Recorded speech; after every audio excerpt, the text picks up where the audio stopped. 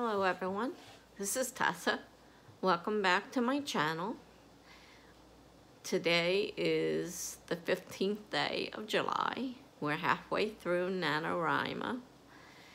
And I'm basically on target. I set up a goal of 3 hours a day of anything pertaining to the novel, whether I was writing it, editing it, or researching for it.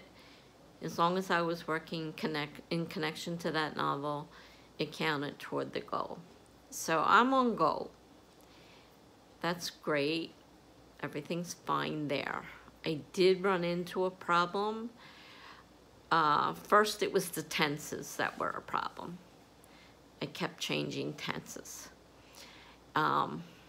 The other problem I ran into is I'm not used to writing a lot of characters.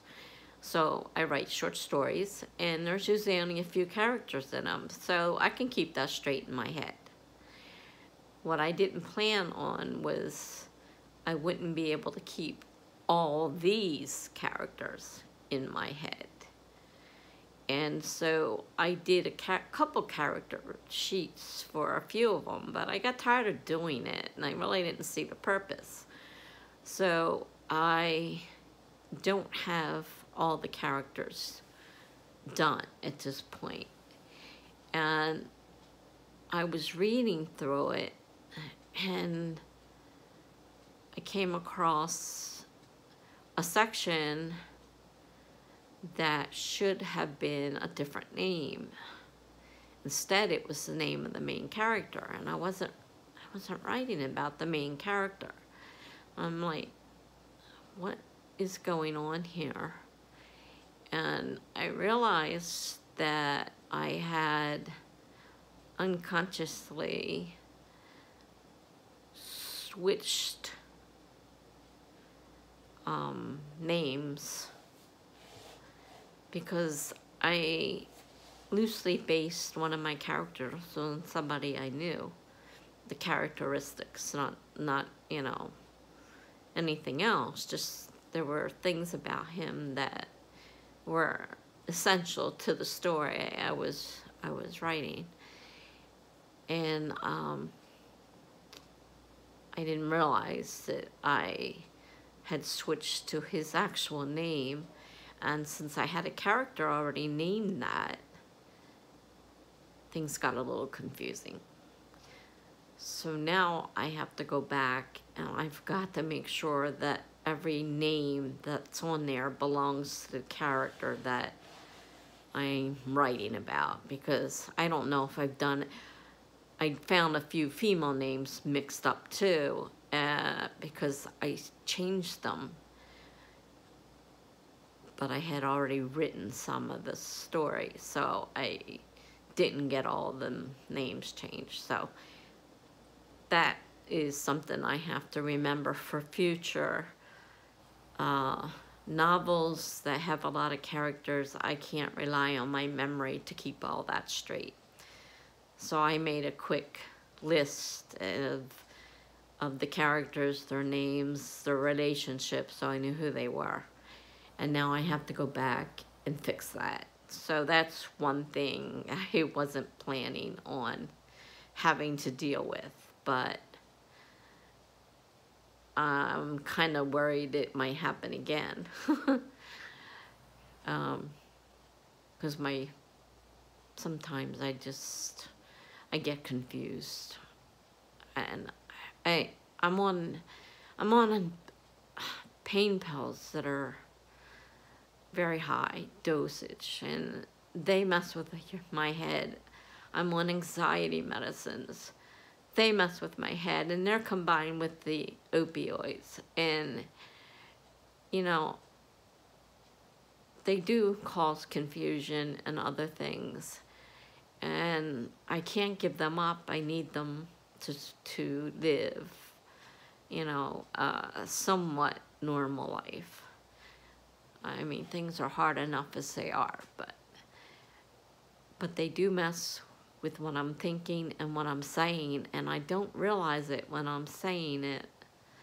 Sometimes I watch these videos back and I'm like, uh-oh, can't use that one because I used the wrong words, or it just wasn't making sense.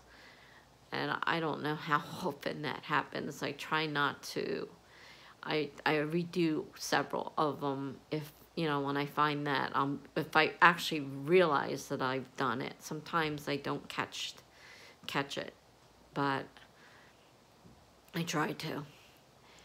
So today was a little bit different because my dad has been sick with COVID-19. We were very lucky. He was only asymptomatic. He wasn't very sick. He's now recovered. He's negative again. And so we were able to go over and see him tonight. And I haven't seen him since Christmas, so, because physically I'm not able to make that trip anymore. And so I don't get to see him unless my sister's able to bring him down to the lobby, because I can get that far. I just with the walker and everything, I can't walk that far. So, of course, this is a whole different thing because of the virus. We were outside, we were separated, you know, they had a social distance, and everything was made by appointment, so that, you know, only so many people, they were only set up for so many people. And so my sister brought his favorite treat tonight, and at first they weren't going to let him have it because she wasn't allowed to hand him anything or get that close to him. And she said, isn't there some way that you could give it to him? So they said, yeah, we'll take it, and when we bring him down, the person bringing him down can give it to him. They most likely wiped the cup. It was a milkshake. They most likely wiped it all down before they gave it to him. But he got his treat, and it was nice seeing him happy, even, you know, though he doesn't like being in a nursing home. We have no other choice. He had a stroke 2 years ago, and his left side of his brain is damaged. Sometimes he doesn't know us, but thankfully that's not very often. And he was in a good place tonight. He was happy to see us, and we were able to talk, and so it was a good night. And if anybody, you know, has somebody they know that's had the virus, I hope it was mild and not, you know, really bad. We were lucky, but not everybody is. I know that. Thankfully, though, he said he didn't even know he had anything because he didn't feel it. When you're asymptomatic like that, you don't have all the bad symptoms that some people get. We were lucky. And I worry because I am in the danger zone, unfortunately. So I had to be very careful. And I was a little concerned about, you know, going there, but since we were nowhere near any other patients, you know, it wasn't a problem, and we were nowhere near him. I mean, he was, you know, 6 to 8 feet from us. We both had our mask on, my sister and I. Anyhow, even though we were outside and 6 to 8 feet away, we kept our mask on. He had one on, but he couldn't have it on with his milkshake, so they had to take it off to let him have his milkshake.